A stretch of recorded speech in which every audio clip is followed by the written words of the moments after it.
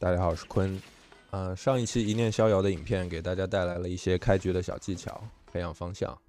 那现在我也是来到了入坑的第7天，大家可以看到我现在差不多战力是在一个8000万的样子，然后境界是来到了元武后期。那这几天呢也累积了更多的经验，然后想和大家分享一些进阶的培养方向，以上次的内容为基础，分享更多的重点。再聊一些之前没有提到的模块，希望可以帮助大家有一个更好的游戏体验。那如果没有看过我上期影片的同学，也可以一个个来哦，应该会让你有更好的理解。那话不多说 ，Let's begin。功法，上次我们没有聊到功法哦，那我现在呢是来到了一个6阶的程度。那大家可以看到我的功法只有前3层是圆满的啊。那游戏的功法点和突破层数需要的功法要诀呢，还是相对稀缺的。那这里来给大家介绍一下，在功法资源有限的情况下，如何选择不同功法的资源投入。概念很简单啊，帮助境界突破的功法优先点到相应的层数。那对修为有帮助的属性呢，分别是这个洞府基础灵气、吐纳次数和那个修为丹服用效果。那如果你看到功法在1、3、6层会增加这些属性的话，那优先投入资源达到相应的层数。那在荧幕右边呢，我有标出前6阶段的功法最低限度需要点到哪里啊，给你们做个参考。那还有对于战力提升战力提升的话，在功法上最有益处的统一为这个9层圆满的境界啊，它会直接将功法属性提高100%。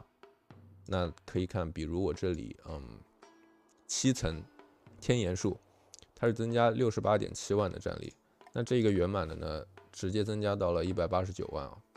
那这个4阶圆满的功法会比这个5阶，比如说这个化学神功97.55万还要高。那如果你在当前境界有多余的功法点和要诀的话呢，你又急着提高战力，推荐将这个层数高的功法点满，在战力上会有一个质的提升。那再另外聊一聊这个神识这个东西。那在人物页面呢，最多有3个主动的古堡。OK， 那他们的技能都是相当凶悍的，但每一个槽呢需要一定的神识才能解锁。那如果你已经拥有3个以上的主动古堡，并且你的神识还没有达到要求呢，建议使用一定的资源，去解锁这个提高神识的功法。帮助你装备上这个主动古堡，同样可以让你的战斗力有一个质的飞跃。灵兽上次我们也没有聊到灵兽啊。那目前游戏呢是有4只灵兽供你选择，2只体的，2只法的。那我当时第1只游戏给我的灵兽呢是这个玄灵龟。那玄灵龟它的技能是一个嘲讽啊，它是个坦克。那这个紫炎师呢，它是有一个物理增伤。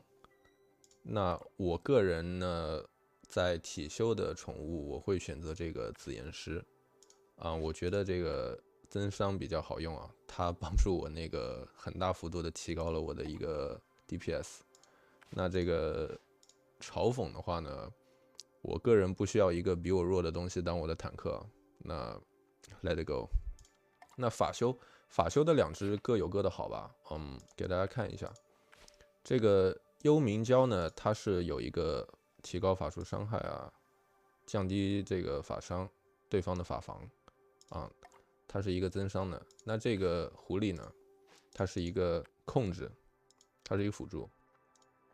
那我本身不是玩法修的，但是呢，我可能会选择这个狐狸。我觉得作为法修，可能说控制技可以帮助你有更多的可能性吧。那我这个也没有太大的发言权啊。那这个法修的宠物如何选择，就大家各有各的看法，好吗？那至少体修的话，我是强烈建议使用这个狮子。那我们再聊一聊这个灵兽的资质啊。比如说这只初始的狐狸，它的资质是527，然后我这边还有一只没养过的狮子567。那这个游戏的宠物的这个初始资质呢是可以刷的如何刷呢？你把它炼化，我给大家表演一下。比如说这个狐狸是多少来着？你需要花这个20，你就可以将它炼化成这个碎片啊。那我再刚看一下是多少来着啊？刚这只狐狸的资好527，好，你现在把它炼化，花20机元 ，OK， 它消失了。那你在这个兑换呢，你是可以把重新兑换回来的，好吗？好，啊，那你重新得到了一只，那就相当于刷新了它的资质。那我们现在来看一下这个零售到了多少，560 ，OK， 提高了一点。那在这个初始资质呢，我是建议大家把它的资质刷到这个600以上，并且就是相对这个比较平均之后呢，攻击、防御、器械平均之后，那再去做一个培养。那我们就给大家再表演一下，我们再炼化一下。OK， 20机元，好，它变成碎片，兑换。好，那现在我们来看看我们的运气，它到了530啊，变弱了啊，没事啊，那就是给大家的一个概念呢，就是说资质最高好像是可以到个700左右的，但是我当时的狮子是刷了半天，刷到一个600多，我就开始培养了。那后续呢，你是可以靠这个40丸，你再去把它养上去。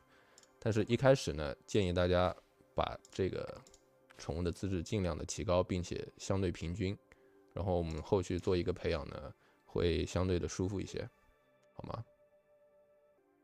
啊，那有的同学说啊，我已经练了怎么办？那你现在才说，那没事啊，这个宠物是可以还原的啊，而且它还原呢是这个给大家看一下，比如说把它下阵，它还原呢只消耗20机元，然后你所有培养的材料100%返还给你，好吗？那如果你当时在这个开始培养灵兽的时候，你不记得你一开始的初始资质，你可以花个20，你把它还原，你看一下。那如果达不到你的要求呢，你可以再像我之前做的，去给它刷新一下资质，然后把它刷到一个更高的一个资质水平吧，然后你再重新去练就可以了。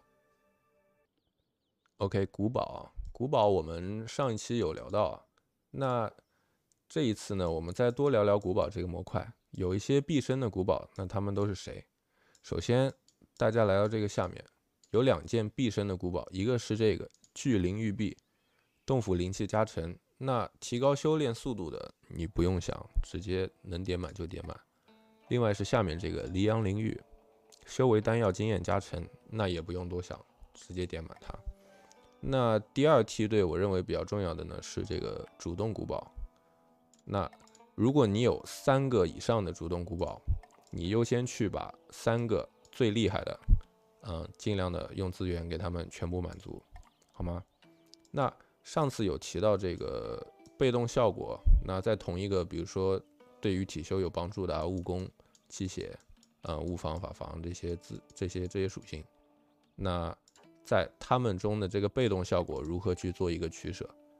那另外还有一个很重要的这个基础效果也相当重要，比如这个物理破防、物理格挡。那给大家介绍一下这个属性啊，我现在的物理破防呢是973，法术是688。那大家看这个物理破防这里，物理破防值高于目标时，每1点物理破防值可减少攻击目标 0.1% 的物理防御。那你用古堡把这个物理破防堆高的话，对你的伤害呢还是相当有帮助的，你打人会越来越疼。所以呢，你看啊，这个比如说这个是提高物攻的，但是它没有这个物理破防，这个有21.9。然后你看这个增加物攻的这个中，它的基础效果是这个法术破防和法术格挡。那对我来说，它的优先级会，虽然它的被动效果是加物攻啊，我还是会稍微降低一下它的优先级，好吗？那大家在有资源的情况下，就是去看，如果你有些提到两三星了，你也不用太急着去把它点得很高。那有一些可能你没有升过星的，这个法术，你看我就没有点它。如果对你有用的这个破防高的，你可以花这个少少的这个升星，你就给它点一下。啊，去把这个物理破防堆上去，好吗？那这边就是重新介绍一下古堡和增加一些它的概念吧，希望对大家有些帮助。OK， 拍卖行，我们聊一下这个拍卖行这个东西啊。那它呢是可以让玩家去做这个橙色装备的交易的地方。